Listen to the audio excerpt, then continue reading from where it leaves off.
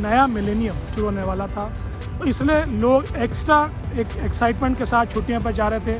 और काठमांडू और नेपाल तो एक वैसे ही बड़ी चोजन डेस्टिनेशन, बहुत सारे लोग शादी करके पहली बार जा रहे थे बाहर, तो काठमांडू गए थे, वापस आना था नई दिल्ली। 24 दिसंबर 1999 को इंडियन टाइम के हिसाब से शाम 4 बजे वो प्लेन रवाना हुआ दिल्ली। करीब 40 मिनट बाद इंडियन एयर स्पेस में वो प्लेन आ चुका था। नॉर्मल रूटीन चल रहा था, खाना पीना सर्व किया जा रहा था, लेकिन वहीं एक हाईजैकर ने उठकर इशारा किया बाकियों को और सब के सब लग गए, दिस प्लेन इज़ हाईजैक, छोड़ो छोड़ो बैठो। और फिर उसके बाद पूरा तांडव चला। 5-7 मिनट तक पायलट को भी इन्फॉर्म कर दिया गया और उसके बाद फिर लोगों का जो जीना दुभर हुआ है उसमें वो एक अलग ही कहानी बन गई। 24 तारीख को ऐसा हुआ, हाईजैकर के साथ पायलट लड़ते गए, ATC भी इन्वॉल्व हुआ, लेकिन उनकी ज़िद थी कि इसको दिल्ली तो नहीं कहीं और लेके जाएंगे। टोटल पता लगा 5 हाईजैकर्स हैं, जिनके नाम हैं इब्राहिम अतहर, शाहिद अख्तर सईद, सनी अहमद काजी, ज़हूर मिस्त्री और शाकिर। लेकिन इन्होंने कोड वर्ड यूज़ किया जिनके ऊपर कंट्रोवर्सी भी अभी हुई है कि डॉक्टर, चीफ, भोला, शंकर और बर्गर, इन नाम से वो चल रहे थे। करते करते उन्होंने अपनी बातें रखी और एक चीज़ तो उन्होंने कही, हम भारत में लैंड नहीं करेंगे, हाईजैकिंग है, भारत में लैंड करके उन्होंने ऐसा कुछ काम नहीं करना जहाँ से कोई मिलिट्री ऑपरेशन से प्लेन को ऊपर हमला किया जाए इंडियन आर्मी द्वारा। 6 बजने वाले थे, फ्यूल ख़त्म होने वाला था और पायलट से कहकर हाईजैकर्स ने लाहौर ATC को कांटेक्ट कराया। लाहौर ने साफ मना कर दिया, भाई हम इस तरह के प्लेन के साथ रिस्क नहीं लेंगे। और आप समझ सकते हैं, जिन्होंने करवाया वो अपने ऊपर उतारेंगे तो पूरा का पूरा शक जाएगा, तो उन्होंने साफ मना कर दिया, भाई हम रिस्क नहीं लेंगे। वहीं पायलट देवी शरण बार बार बोल रहे हैं, देखिए अगर आपने ज़िद करी तो ये प्लेन क्रैश हो जाएगा, फ्यूल नहीं है, आप जो मकसद लेके आए वो वैसे ही पूरा नहीं आएगा। हार कर करीब 6:30 बजे पायलट्स ने उस प्लेन को अमृतसर लैंड करने दिया। डर उनको था जल्दी जल्दी जल्दी जल्दी फ्यूल भरवा लो, क्योंकि अगर ये लेट हुए तो इसका मतलब ये है कि कोई ना कोई मिलिट्री ऑपरेशन हो जाएगा, नेशनल सिक्योरिटी गार्ड्स कहीं ना कहीं वो हमला कर देंगे प्लेन पर, हमें मार देंगे, भले ही 2-4 लोग इधर उधर गलती से मर जाएं क्रॉस फायरिंग में, लेकिन हमारा सारा मिशन फेल हो जाएगा और वो लोग हीरो बन जाएंगे। ऐसा नहीं करना, इसलिए उन्होंने फटाफट कहा और यही हमसे चूक भी हुई। हमसे चूक ये हुई कि हमने टायर पंचर नहीं किए या हमने स्टॉर्म नहीं करा, जिसको कहते हैं प्लेन को नहीं अंदर घुसे। ठीक है, 2-4 फेटेलिटीज़ होती, इस पर आप डिबेट कर सकते हैं, होनी चाहिए नहीं होनी चाहिए, हम इस पर कुछ नहीं कहेंगे, लेकिन अपने देश में प्लेन आ चुका था, इसको उड़ने दिया गया। 7:45 बजे के करीब वो प्लेन अमृतसर से निकल गया और फिर उन्होंने लाहौर को कहा हमें लैंड करने दो। लाहौर के ATC ने पूरी लाइट्स बंद कर दी रनवे की कि दिखे ना, लेकिन फिर धमकियाँ दी गई। पायलट ने कहा कि कहीं हम गलत जगह लैंड ना कर दे। पायलट को इनफैक्ट कहा जाता है, ये भी लगा कि जो नीचे लाइट्स हैं, जो हाईवे की थी, एक बड़ी रोड की थी, कहीं वो रनवे की लाइट तो नहीं है। जब ATC को पता लगा कि गलत जगह पे आ रहे हैं, लैंड कर जाएंगे, बर्बाद हो जाएगा सारा मामला, ATC ने फटाफट रनवे की लाइटें खोली। पायलट ने उसको देखा, अपने प्लेन को उधर घुमाया और लाहौर में लैंड किया। फिर लाहौर से वो प्लेन, आपको फिर थोड़ा आइडिया होगा ही कि वो दुबई लेके गए। तब तक हमारे एक पैसेंजर रुपिन कटियाल को उन्होंने मार दिया था, एक को घायल कर दिया था।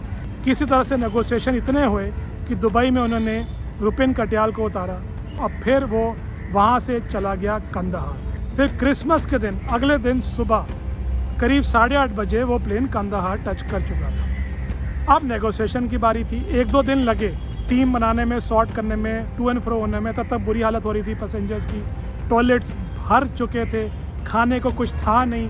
तालिबान बड़ी मुश्किल से कुछ दे रहा था, कहा गया कि 1 आध दिन रुक के उन्होंने कुछ दिया, लेकिन जिस तरह का खाना था आप समझ सकते हैं। यहीं भारतीय सरकार ने फिर 27 दिसंबर को ये टीम फाइनल कर ली। विवेक काटजू, जो हमारे जॉइंट सेक्रेटरी थे मिनिस्ट्री ऑफ एक्सटर्नल अफेयर्स में, विदेश मंत्रालय में, उनको भेजा गया अजीत डोवाल के साथ, और RNAW यानी रॉ के CD सहाय, जो बड़े वरिष्ठ एक ऑफिसर थे, उनको भी साथ में भेजा गया। ये 3 लोग गए कंट्रोल रूम और इन्होंने नेगोशिएशन स्टार्ट कर। पहली डिमांड उन्होंने साफ रखी और एक ही रखी कि मौलाना मसूद अजहर, तो जैश-ए-मोहम्मद आगे जाके फॉर्म उन्होंने करी 2000 में छूटने के बाद, उनको रिलीज़ किया जाए। इन तीनों ने साफ मना कर दिया कि नहीं भैया, सारी डिमांड एक साथ रखो। हाईजैकर्स ने यह तक कहा कि भाई आप इनको रिलीज़ करो, हम पहले 10 लोग छोड़ते हैं, 5 फॉरेनर जो बैठे हैं वो छोड़ते हैं और 5 इंडियन जो आप कहो हम उनको छोड़ते हैं। पर इन तीनों ने साफ मना कर दिया। इन्होंने कहा भाई बतानी है तो एक साथ बताओ, नहीं तो ना बताओ। अजीत डोभाल साहब ने और सीडी साहब ने कहा जा रहा है ये तक कहा कि अगर एक्टिव सपोर्ट ISI ना करती, जिनका ब्रेन चाइल्ड था ये हाईजैकिंग, तो हम तालिबान से ज़रा प्यार से और बात कर सकते थे, तालिबान से थोड़ा लेवरेज लेते। लेकिन तालिबान ISI की बात मान रहा था तो हमारी बात क्या मान, करते करते जब हम थोड़ा सख्त हुए अजीत डोभाल साहब और टीम, तो उन्होंने कहा कि ठीक है हम अपनी तीनों डिमांड बताते हैं, हमारी 3 डिमांड है।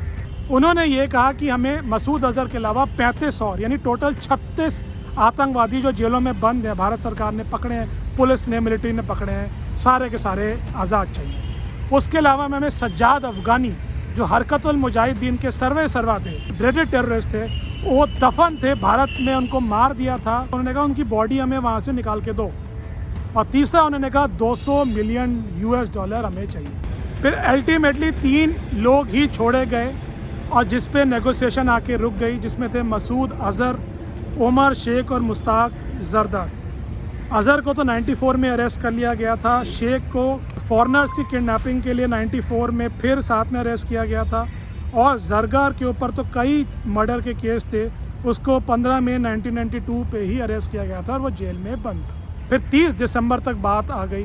30 दिसंबर 1999 को हाईजैकर्स ने कहा कि हमारी डिमांड पूरी नहीं हो रही है, 3 दिन हो गए, वो लगभग मारने की तैयारी कर रहे थे पैसेंजर्स को, लेकिन वहीं अप्रूवल मिल गया भारत सरकार द्वारा और कहा गया कि ठीक है हम ये तीनों लोगों को छोड़ देंगे। बस फिर क्या था, 30 दिसंबर को RNAW के जो चीफ थे हमारे AS दुलात साहब, उन्होंने जम्मू एंड कश्मीर के मुख्यमंत्री फारूक अब्दुल्ला को फ़ोन किया।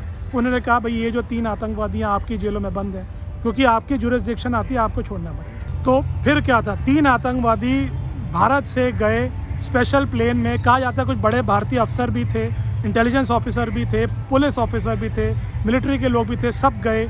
उन्होंने उनको रिलीज़ किया और साथ में पैसे भी ले गए थे, जो $200 मिलियन की बात हुई। लेकिन उन हाईजैकर्स ने क्या किया आप सुनिए। उन्होंने ये किया कि उस पैसे को एक पैसेंजर जिनका नाम था अनुज शर्मा, उसको दिया और कहा कंदाहार में इस हाईजैकिंग के ऊपर म्यूज़ियम बनाना इस पैसे से।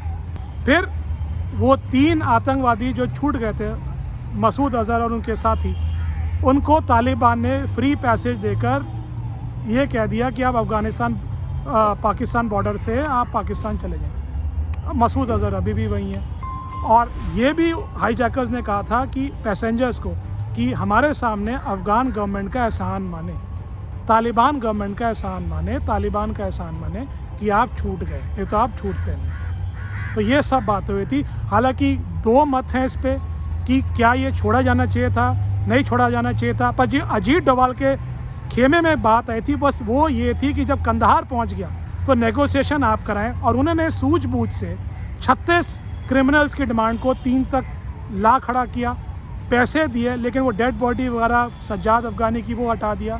और उसके लिए उनकी और विवेक काटजू जी की और सीडी साय जी की प्रशंसा होती है कि कम से कम उन्होंने इंश्योर किया कि रुपिन कटियाल के अलावा जिनकी मौत पहले अनफॉर्चुनेटली कर दी गई थी, सारे पैसेंजर सेफली फिर से भारत ला दिए गए। तो ये डोभाल साहब ने किया।